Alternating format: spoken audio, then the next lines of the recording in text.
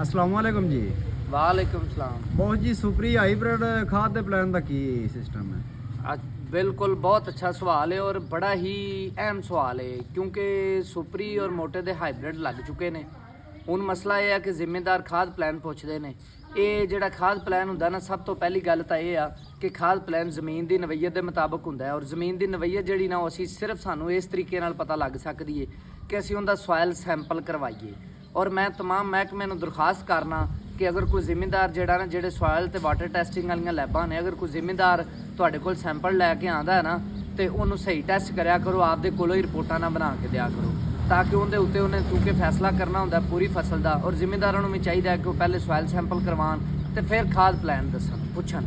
ਤੇ ਲੇਕਿਨ ਜਰਨਲ ਚੂँकि ਜ਼ਿੰਮੇਦਾਰ ਜਿਹੜਾ ਨਾ ਅਜੇ ਤੱਕ ਆਲਸੀ ਨੇ ਔਰ ਅੱਲਾ ਖੈਰ ਕਰੇਗਾ, ਆਹਿਸਤਾ ਆਹਿਸਤਾ ਮਿਹਨਤ ਕਰ ਰਹੇ, ਇਹਨਾਂ ਦਾ ਆਲਸਪੂਣਾ, ਇਹਨਾਂ ਦਾ ਜਿਹੜਾ ਸੁਸਤੀ ਹੈ ਨਾ, ਉਹ ਇਹਨਾਂ ਚੋਂ ਇਨਸ਼ਾਅੱਲਾ ਕੱਢ ਲਾਂਗੇ, ਅੱਲਾਹ ਤਾਲਾ ਕੱਢੇਗਾ, ਅਸੀਂ ਕੋਸ਼ਿਸ਼ ਕਰ ਰਹੇ ਹਾਂ। ਹੁਣ ਸੁਪਰੀ ਦਾ ਹਾਈਬ੍ਰਿਡ, ਜਿਹਨੂੰ ਆਮ ਜ਼ਬਾਨ ਦੇ ਵਿੱਚ ਕੰਪਨੀਆਂ ਜਿਹੜੀਆਂ ਸੀਡ ਵੇਚਣ ਵਾਲੀਆਂ ਉਹ ਕਹਿੰਦੀਆਂ ਨੇ ਲੌਂਗ ਗ੍ਰੇਨ ਔਰ ਐਕਸਟਰਾ ਲੌਂਗ ਗ੍ਰੇਨ, ਉਹ ਇੱਕ ਹੀ ਚੀਜ਼ ਹੈ, ਅਸੀਂ ਉਹਨੂੰ ਕਹਿ ਦਿੰਦੇ ਹਾਂ ਸੁਪਰੀ ਦਾ ਹਾਈਬ੍ਰਿਡ। ਹੁਣ ਉਹਦਾ ਖਾਦ ਪਲਾਨ ਕੀ ਜਨਰਲ ਗੱਲ ਇਹ ਆ ਕਿ ਸੁਪਰੀ ਦਾ ਹਾਈਬ੍ਰਿਡ ਜਾਂ ਲੌਂਗ ਗ੍ਰੇਨ ਜਾਂ ਐਕਸਟਰਾ ਲੌਂਗ ਗ੍ਰੇਨ ਜਿਹੜਾ ਹਾਈਬ੍ਰਿਡ ਹੈ ਨਾ, ਉਹ ਖੁਰਾਕ ਘੱਟ ਲੈਂਦਾ, ਮੁਨਾਸਬ ਲੈਂਦਾ ਮੋਟੇ ਦੇ ਹਾਈਬ੍ਰਿਡ ਨਾਲੋਂ। ਤਕਰੀਬਨ ਜਿਹੜੀ ਨਾ ਮੈਂ ਕਹਾਂਗਾ ਕਿ ਅੱਧੀ ਤਾਂ ਨਹੀਂ, ਅੱਧੀ ਤੋਂ ਥੋੜੀ ਜ਼ਿਆਦਾ ਲੈਂਦਾ ਮੋਟੇ ਦੇ ਮੁਕਾਬਲੇ ਦੇ ਵਿੱਚ, ਮੋਟੇ ਦੇ ਹਾਈਬ੍ਰਿਡ ਦੇ ਮੁਕਾਬਲੇ ਦੇ ਵਿੱਚ।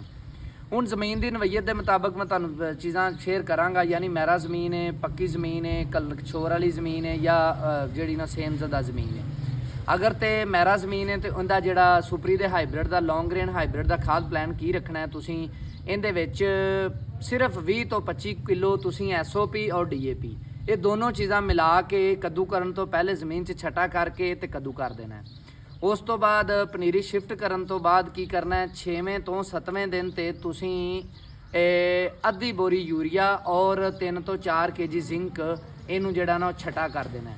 ਅਗਰ ਮਹਿਰਾ ਜ਼ਮੀਨ ਹੈ ਤੇ ਉਹ ਜਿਹੜਾ ਛੱਟਾ ਹੈ ਉਸ ਟਾਈਮ ਕਰਨਾ ਜਿਸ ਟਾਈਮ ਜ਼ਮੀਨ ਤਕਰੀਬਨ ਪਾਣੀ ਪੀ ਗਈ, ਹਲਕਾ ਫੁਲਕਾ ਪਾਣੀ ਵਿੱਚ ਚਿੱਕੜ ਰਹਿ ਗਿਆ, ਤਾਂ ਕਿ ਜਿਹੜੀ ਤੁਹਾਡੀ ਖਾਦ ਹੈ ਯੂਰੀਆ ਵੇਸਟੇਜ ਤੋਂ ਬਚ ਜਾਵੇ, ਸੀਪੇਜ ਤੋਂ ਬਚ ਜਾਵੇ, ਕਿਉਂਕਿ ਪਾਣੀ ਸੀਪ ਕਰ ਜਾਂਦਾ, ਜਲਦੀ ਪਾਣੀ ਪੀ ਜਾਂਦੀ ਮਹਿਰਾ ਜ਼ਮੀਨ, ਤੇ ਉਹ ਫਿਰ ਪੌਦਿਆਂ ਨੂੰ ਜ਼ਿਆਦਾ ਮਿਲ ਜਾਂਦੀ ਹੈ ਖਾਦ, ਤੇ ਖਾਦ ਜ਼ਾਇਆ ਨਹੀਂ ਹੁੰਦੀ।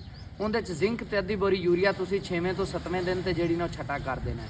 ਫਿਰ ਉਸ ਤੋਂ ਬਾਅਦ 6ਵੇਂ ਤੋਂ 7ਵੇਂ ਦਿਨ ਤੇ ਤੁਸੀਂ ਫਿਰ ਅੱਧੀ ਬੋਰੀ ਜਿਹੜੀ ਯੂਰੀਆ ਔਰ ਨਾਲ ਤੁਸੀਂ ਅਗਰ ਸਲਫਰ ਪੋਟਾਸ਼ ਨਹੀਂ ਥੱਲੇ ਪਾਈ ਤੇ ਤੁਸੀਂ ਜਿਹੜੀ ਨਾ 2 ਤੋਂ 3 kg ਜਿਹੜਾ ਨਾ ਸਲਫਰ ਨਾਲ ਛਟਾ ਕਰ ਦੇਣਾ ਹੈ। ਉਸ ਤੋਂ ਬਾਅਦ ਫਿਰ 6ਵੇਂ ਤੋਂ 7ਵੇਂ ਦਿਨ ਤੇ ਤੁਸੀਂ ਕੀ ਕਰਨਾ ਹੈ, ਸਿਰਫ ਅੱਧੀ ਬੋਰੀ ਯੂਰੀਆ ਖਾਲੀ ਪਾਣੀ ਹੈ। ਫਿਰ 6ਵੇਂ ਤੋਂ 7ਵੇਂ ਦਿਨ ਤੇ ਤੁਸੀਂ ਅੱਧੀ ਬੋਰੀ ਯੂਰੀਆ ਖਾਲੀ ਪਾਣੀ ਹੈ।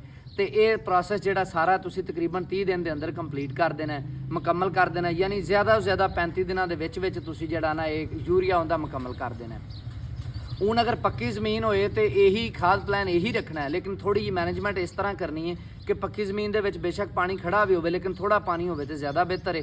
ਤੇ ਥੋੜੇ ਪਾਣੀ ਦੇ ਵਿੱਚ ਤੁਸੀਂ ਛਟਾ ਖਾਦ ਦਾ ਕਰਨਾ ਹੈ, ਚਾਰੋਂ ਛਟੇ ਹੀ ਤੁਸੀਂ ਜਿਹੜਾ ਨਾ ਥੋੜੇ ਪਾਣੀ 'ਚ ਕਰਨੇ ਨੇ। ਲੇਕਿਨ ਪੱਕੀ ਜ਼ਮੀਨ ਦੇ ਵਿੱਚ ਤੁਸੀਂ ਇਹ ਜਿਹੜੀ ਰੇਸ਼ੋ ਹੈ ਨਾ, ਇਹ 2 ਬੋਰੀ ਤਕਰੀਬਨ ਟੋਟਲ ਖਾਦ ਬਣਦੀ ਮਹਿਰਾ ਜ਼ਮੀਨ ਲਈ। ਪੱਕੀ ਜ਼ਮੀਨ 'ਚ 1.5 ਬੋਰੀ ਵੀ ਤੁਸੀਂ ਕਰ ਸਕਦੇ ਹੋ, ਕਿਉਂਕਿ ਇਹ ਜਿਹੜੀ ਨਾ ਫਸਲ ਇਹ ਬਹੁਤ ਘੱਟ ਖਾਦ ਲੈਂਦੀ ਯੂਰੀਆ ਦੀ, ਔਰ ਇਹ ਬਾਅਦ ਵਿੱਚ ਡਿੱਗ ਪੈਂਦੀ, ਉਹ ਡਿੱਗ ਕੇ ਵੇਸਟ ਹੋ ਜਾਂਦੀ ਹੈ। ਬਹੁਤ ਜ਼ਿਆਦਾ ਫਾਰਮਰ ਦਾ ਬੜਾ ਵੱਡਾ ਮਸਲਾ ਹੈ। ਇਸ ਮਸਲੇ ਤੋਂ ਬਚਣ ਲਈ ਸਿਰਫ ਇਹ ਤੁਹਾਨੂੰ ਖਾਦ ਪਲਾਨ ਮੈਂ ਸ਼ੇਅਰ ਕਰ ਰਿਹਾ। ਔਰ ਫਸਲ ਦੀ ਪੋਜੀਸ਼ਨ ਦੇ ਮੁਤਾਬਕ ਯੂਰੀਆ ਇਸਤੇਮਾਲ ਕਰਿਆ ਕਰੋ। ਇਹ ਜਰਨਲ ਇਹੀ ਹੈ, ਇਹਦੇ ਤੋਂ ਜ਼ਿਆਦਾ ਜਾਂ ਘੱਟ ਦਾ ਕੋਈ ਐਡਾ ਕਨਸੈਪਟ ਨਹੀਂ। ਅਗਰ ਫਰਕ ਆਵੇ ਤਾਂ ਥੋੜਾ ਬਹੁਤ ਫਰਕ ਆਉਂਦਾ, ਉਹ ਤੁਸੀਂ ਜ਼ਮੀਨ ਦੇ ਮੁਤਾਬਕ ਕਰਨਾ ਹੁੰਦਾ। ਔਰ ਅਗਰ ਤੁਹਾਡੀ ਕਲਰ ਵਾਲੀ ਸ਼ੋਰ ਵਾਲੀ ਜ਼ਮੀਨ ਤੇ ਉਹਦੇ ਵਿੱਚ ਮੈਂ ਹਮੇਸ਼ਾ ਜਿਪਸਮ ਰਿਕਮੈਂਡ ਕਰਨਾ 20 ਤੋਂ 25 ਬੋਰੀਆਂ 40 ਤੋਂ 50 ਗੱਟੂ, ਉਹ ਸਸਤੀ ਜਿਪਸਮ ਹੁੰਦੀ, ਉਹ ਤੁਸੀਂ ਫੀ ਏਕੜ ਜਿਹੜੀ ਛਟਾ ਕਰ ਦੇਣੀ ਹੈ ਜ਼ਮੀਨ 'ਚ ਹੱਲ ਚਲਾਉਣ ਤੋਂ ਬਾਅਦ। ਔਰ ਉਸ ਤੋਂ ਬਾਅਦ ਉਹਦੇ 'ਚ ਕੱਦੂ ਕਰਕੇ ਨਾਲ ਉਹਦੇ ਤੁਸੀਂ ਜਿਹੜਾ ਨਾ ਤਕਰੀਬਨ 20 ਤੋਂ 25 kg DAP ਔਰ ਪੋਟਾਸ਼ SOP ਮਿਲਾ ਕੇ ਛਟਾ ਕਰ ਦੇਣੀ ਹੈ। ਉਹਨੂੰ ਬਾਅਦ ਵਿੱਚ ਹੱਲ ਚਲਾ ਕੇ ਕੱਦੂ ਕਰ ਦੇਣਾ। ਕੱਦੂ ਕਰਨ ਤੋਂ ਬਾਅਦ ਤੁਸੀਂ ਜਿਹੜਾ ਨਾ ਉਸੇ ਤਰ੍ਹਾਂ ਹੀ ਖਾਦ ਦਾ ਪਲਾਨ ਰੱਖਣਾ, ਜਿਸ ਤਰ੍ਹਾਂ ਅੱਧੀ ਬੋਰੀ 6 7 ਦਿਨ ਦੇ ਵਕਫੇ ਨਾਲ।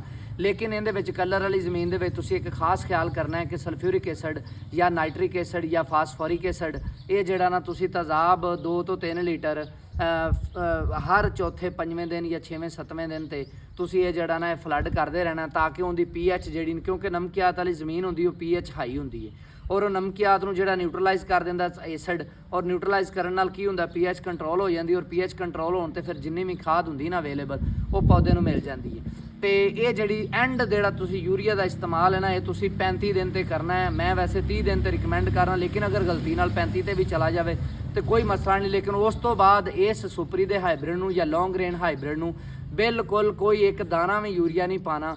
ਬੇਸ਼ੱਕ ਤੁਹਾਨੂੰ ਇਹ ਮਹਿਸੂਸ ਹੋਏ ਕਿ ਹਲਕੀ ਫਸਲ ਹੈ, ਸਿਰਫ ਇਹ ਦੇਖਣਾ ਹੈ ਕਿ ਜ਼ਮੀਨ ਭਰ ਗਈ ਹੈ, ਥੋੜੀ ਬਹੁਤ ਇਹਦੇ ਚ ਖਲਾ ਮਾੜੇ ਮੋਟੇ ਵੀ ਹੋਵਣ ਤੇ ਸੁਪਰੀ ਦੀ ਫਸਲ ਅੱਛੀ ਰਹਿੰਦੀ, ਜ਼ਿਆਦਾ ਪੈਦਾਵਾਰ ਦਿੰਦੀ ਹੈ। ਕਿਉਂਕਿ ਇਹਦੇ ਡਿੱਗਣ ਦਾ ਡਰ ਹੁੰਦਾ, ਔਰ ਡਿੱਗਣ ਤੋਂ ਬਚਣ ਲਈ ਥੋੜੀ ਹਲਕੀ ਵੀ ਫਸਲ ਹੋਵੇ ਨਾ ਤੇ ਡਿੱਗੇ ਨਾ ਤੇ ਉਹ ਅੱਛੀ ਪੈਦਾਵਾਰ ਦੇ ਜਾਂਦੀ ਹੈ। ਉਹ ਇਨਸ਼ਾਅੱਲਾ ਤਾਲਾ 75-80 ਮਨ ਜਿਹੜਾ ਨਾ ਲੌਂਗ ਗ੍ਰੇਨ ਹਾਈਬ੍ਰਿਡ ਜਿਹੜਾ ਨਾ ਪੈਦਾਵਾਰ ਦੇ ਜਾਂਦਾ ਹੈ, ਔਰ ਉਹਦੇ ਵਿੱਚ ਕੋਈ 2200-2500 ਦਾ ਮਨ ਵਿਕ ਜਾਏਗਾ ਤੇ ਸਾਡੀ ਕੋਈ ਇੱਜ਼ਤ ਰਹਿ ਜਾਏਗੀ। ਇਹਦੇ ਨਾਲ ਇਜਾਜ਼ਤ ਦਿਓ। ਕਿਸਾਨ ਜ਼ਿੰਦਾਬਾਦ, ਪਾਕਿਸਤਾਨ ਜਿੰਦਾਬਾਦ। ਬਹੁਤ ਜ਼ਿੰਦਾਬਾਦ।